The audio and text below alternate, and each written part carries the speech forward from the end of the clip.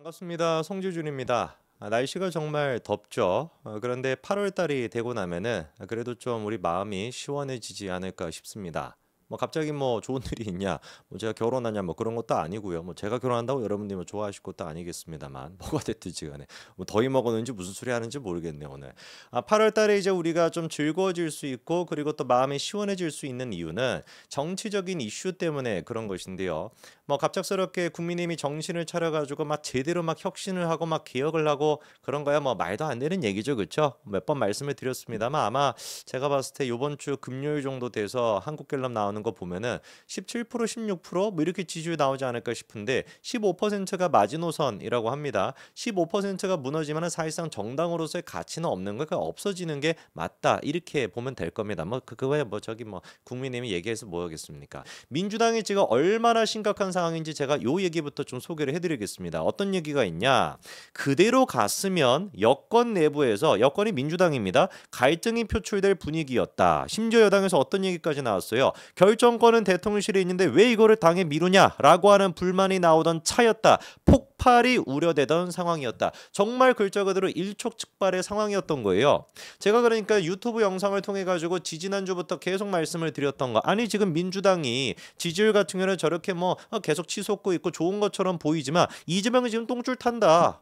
그 얘기가 지금 이제 나오게 되는 겁니다. 조선일보를 통해서도 구체적으로 그 워딩까지 나오게 되는 거예요. 현재 지금 민주당의 상황이 어떻다라는 거예요? 일초즉발이라는 겁니다. 폭발까지도 우려된 상황이었다라는 거예요. 저 얘기가 무슨 얘기인지는 이따가 제가 말씀을 드리겠습니다만 8월 1일 날 지금 관세 협정 같은 경우도 많은 지금 전문가들이 예측하기로는 이것 좀 협상이 이루어지기가 쉽지 않다. 왜? 일단 첫 번째 미국에서 요구하는 제일 중요한 거 두 가지만 네 개 정도가 있지만 제일 중요한 두 가지가 뭐겠습니까? 하나가 일단 투자 규모거든요. 4,400억, 4천억 달러 정도를 갖다 요구하고 있어요. 근데 우리나라 같은 경우는 1,000억 달러를 처음에 제시했다가 이거 안 되겠다 싶어가지고 2천억 달러까지 올렸는데 야 꺼져 이런 상태입니다. 일본 같은 경우는 5,400억 달러 정도를 투자하겠다라고 했거든요. 그럼 우리나라 같은 경우는 왜 그거를 못 맞추겠냐? 맞출 수가 없죠. 기업들을 갖다 맨날 조폐기를 하지를 않나? 무슨 뭐 법인세만 올리지를 않나? 올릴 수밖에 없죠. 배당금 해가지고 다 지금 뭐 국민들한테 뿌리다 보니까 돈이 어디서 있겠습니까? 하늘에서 떨어집니까? 제명이 집에 있으려나? 장롱 열면 나올까요? 뭐 모르겠습니다만 땅을 파서 나오겠습니까? 돈이 없으니까 그냥 엄한 기업들만 맨날 줘 패는 거 아니에요. 미국에서 이번에 아예 구체적으로 노란 봉투법이 잘못됐다라는 얘기까지 했다라는 거 아닙니까? 그런 상태에서 무슨 기업이 돈이 있어가지고 뭐가 기업이 지금 투자 그게 여건이 돼가지고 미국한테 그렇게 당당하게 얘기할 수가 있겠냐고요. 다 그러니까 뿌린 대로 거두는 겁니다. 일본이 5,400억 달러를 얘기했는데 미국의 무역 규모 세계 7위를 달성하고 있는 대한민국이 1,000억 달러 수준밖에 안 된다라는 게 그게 이재명이 뿌려놓은 지금 똥인 거예요. 그래갖고 일단 협상이 잘 안 될 것이라는 거고 두 번째가 뭐겠습니까? 그러면 우리가 요구할 수 있는 게 그나마 할 수 있는 게 뭐예요? 농수산품이 됐거나 아니면 소고기가 됐거나 그런 거라도 개방해야 하는데 그거 되겠습니까? 바로 탄핵 정국 들어가지 않겠어요? MB 때 기억나시죠? 지금도 하루가 멀다고 이 땡볕에도 농민들이 나오셔가지고 축산업에 있는 사람들이 나와가지고 절대로 개방 안 된다. 30개월 이상 안 된다라고 시위를 하고 있습니다. MB 때 그거 바로 탄핵 정국으로 들어갈 뻔했었잖아요. 지지율이 무슨 10%까지 떨어졌었는데 협상이 안 되게 된다면 대한민국 경제는 진짜 아작이 날 거고요. 8월 1일을 기점으로 그러면 코스피부터 난리가 나고 이재명에 대한 지지율도 이게 무슨 저기 그 골로 갈 수밖에 없는 것이고 협상을 하기 위해 가지고 소고기를 개방한다. 바로 농민들이 들고 일어나 가지고 이재명의 가장 큰 지지층이 이재명 탄핵해야 된다고 탄핵 운동 들어갈 겁니다. 벌써부터 지금 그런 조짐이 보이거든요. 이런 지금 혼란스러운 상태 속에서 민주당 내부 상황은 이재명한테 좋을 게 하나도 없습니다. 호시탐탐 지금 이재명의 자리를 노리는 인간들이 많거든요. 그중에 대표 주자가 누구다? 우리 정청래라는 거죠. 문제가 찬대 같은 경우는 처음부터 이재명의 픽이었습니다. 코딱지 파줄 때부터 이재명 픽이었죠. 정청래 같은 경우는 계속 눈밖에 나 있었거든요. 문제가 근데 뭐예요? 개딸들의 힘이 이게 어떻게 된 것인지 찬대가 아니라 정청래로 가 있다라는 겁니다. 최근에 나와 있는 여론조사 결과도 보시면은 민주당 지지층 개딸들에서 정청래가 압도적인 지지를 받고 있습니다. 과반이에요 벌써. 56.1%입니다. 이게 뭐 게임이 되겠습니까? 막판에 가지고 뒤집겠다 뭐 이러고 있으면 택도 없죠. 근데 이게 놀라운 게 뭐냐면 제일 처음 하더라도 정청래가 박찬대한테 뒤졌었습니다. 뒤졌다라는 게 뭐 죽었다 뭐 이런 뜻이야. 뭐 알아들으셨죠? 자, 그래가지고 그때 나왔던 얘기도 아니 내가 왜 왕수박이냐, 개딸들한테 엄청 공격을 당하다 보니까 왕수박이라고 하는 얘기를 들어가지고 이거 뭐 게임이 안 될 거다라는 평가가 있었거든요. 그런데 왕수박이라고 물론 불릴만 하죠. 제가 요 영상 옛날에 보여드렸는데 기억나십니까? 간단히 한번 보고 오시죠. 사실은 이재명 지사 저도 별로 생각하고 싶지 않아요. 왜냐면 그냥 이렇게 싫어요. 이재명 지사 생각하는 것 자체가. 왜냐면 이재명 지사 무슨 얘기하면 항상 분란이 일어나요. 당내에서도.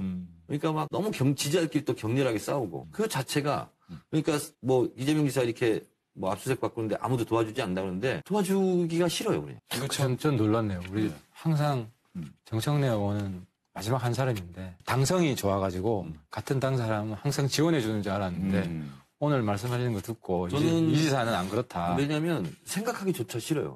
저게 지금 그러니까 이재명에 대해 가지고 농담조로 얘기하는 것도 아니고 진심이 있지 않습니까? 아마 진짜 싫다. 그러니까 우리가 느끼고 있는 그 감정을 정청래도 똑같이 느끼고 있는 거죠. 그런데 다만 권력을 위해서 개딸들의 어떤 편에 서기 위해서 이재명을 위하는 척, 그리고 지금 체포동의안 반대하는 척, 그렇게 이제 정청래가 해왔던 것인데 이게 개딸들이 몰랐겠습니까? 그래가지고 이번에 최 처장 같은 경우도 정확하게 뭐라고 했어요? 아니 정청래는 자기 욕망이 엄청나게 큰 사람이다. 항상 자기 얼굴이 나타나는 곳에만 이렇게 얼굴을 들이미는 것이고 결코 그렇기 때문에 내년 지방선거, 2028년도 총선 이런 거를 정청래 같은 사람이 주도해서는 안 된다. 이재명이 주도할 수 있어야 된다라고 했는데 그게 지금 개딸들의 심정일 겁니다. 근데 문제가 뭐겠어요? 박찬대가 그게 안 되거든요. 정청래가 지금 지방선거 주도할 것이고 총선도 주도할 것 같아요. 이 모든 것이 지금 최 처장이 얘기하는 것처럼 이재명한테는 뭐가 될 수밖에 없다? 악재가 될 수밖에 없다. 청래가 지금 신났습니다. 그래갖고 지금 선거를 미루자라고 박찬대는 얘기하거든요. 홍수 피해 때문에. 그런데 정청래는 앞당겨가지고 빨리 해버리고 그냥 끝내버리자, 이런 얘기까지도 지금 정청래가 할 정도로 승기를 잡았습니다. 우리 그럼 질문해봐야 되는 것은 분명히 박찬대가 이재명의 픽입니다. 그래갖고 민주당에 있는 170명 가까이 되는 의원들 상당수도 박찬대 쪽에 서 있었다라는 거예요. 왜 그렇겠습니까? 이재명 픽이니까. 즉 개딸들의 픽이 거기에 있으니까. 근데 왜 도대체 정청래 쪽으로 개딸들이 과반을 갖다가 차지할 정도로 다 옮겨갔을까? 이거에 대해 가지고 언론들이 분석하는 거는 인지도가 깡패다. 그래서 정청래는 김어준의 겸손은 힘들다. 뉴스공장 매불쇼 이런 데도 많이 나갔다라는 건데 핵심은 이겁니다. 뉴미디어 시청자들은 바꿔 얘기해서 개딸들은 선명한 새로운 메시지를 좋아하는데 정청래가 그거를 했다라는 것이고, 바로 이 부분에서 최근에 개딸들이 이재명한테 등을 돌리기 시작했다라는 거죠. 그 최근에 있었던 이슈가 바로 강선우 이슈였던 겁니다. 개딸들은 지금도 그래요. 그때도 그랬고 지금도 그렇고 절대로 강선우가 사퇴해서는 안 됐다. 왜 강선우가 사퇴해야 되냐? 이 정도의 어떤 갑질을 가지고 왜 사퇴하냐? 이거였는데 그거를 대변했던 게 누구였어요? 정청래. 박찬대 같은 경우는 오히려 처음부터 계속 뭐라고 했습니까? 강선우가 사퇴해야 된다라는 식으로 얘기했거든요. 왜? 그게 이재명의 뜻이니까. 재명이 같은 경우는 지금 개딸들이 안중에 없습니다. 이거를 여러분들이 꼭 아셔야 됩니다. 재명이 같은 경우는 개딸들이 지금 중요한 게 아니에요. 당대표였을 때까지는 개딸이 중요했죠. 국회의원이 될 때도 개딸이 중요했죠. 대통령이 되는 순간 개딸을 위한 정책은 바로 탄핵입니다. 25%밖에 안 되는데요. 15%밖에 안 되는데요.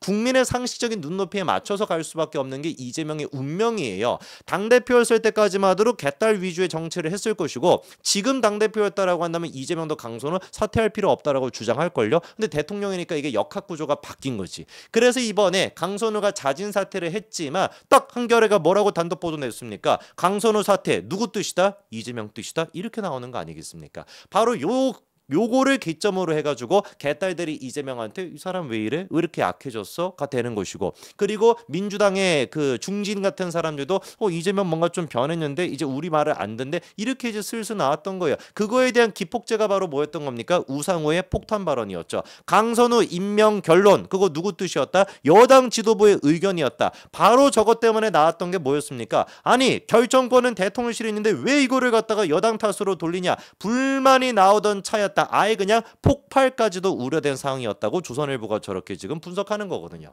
한번 두고 보십시오. 8월 1일 날 관세 협정 제대로 되지 않아 가지고 경제가 지금 무슨 뭐 나락으로 가고 8월 2일 날 그다음에 이제 그 정청래 같은 애들이 돼 가지고 지방선거 승리까지 이끌게 된다. 그래서 민주당의 어떤 기세가 올라가면 올라갈수록 이재명은 죽은 세력이 될 수밖에 없을 겁니다. 그때 아마 민주당이 제일 처음 얘기할 게 이걸 거예요. 문고리 권력. 이번에 인사 같은 경우도 김용채, 김현지 두 사람이 주도했다라는 거 아닙니까? 성남 경기 라인이라고 하는 강훈식이야 물론 이제 지금 비서실장으로 인사위원회 위원장을 맡고 있지만 사실상 김용채, 김현지를 거치지 않으면 아무것도 안 돼. 이 두 인간이 이른바 문고리라고 하는 거 우리한테는 트라우마지만 문고리 권력이라고 지금 불리는 사람들이거든요. 김용채 같은 경우는 얼굴조차도 대통령실에서 공개를 안 했습니다. 그 김현지조차도 얼굴은 결국에 공개를 했는데 김용채 같은 경우는 사진 제공을 거부했거든요. 대통령실이. 과연 어느 정도의 그거길래 어느 정도의 문고리 권력이길래 이렇게까지 되는 것인지 나중에 한번 두고 보십시오.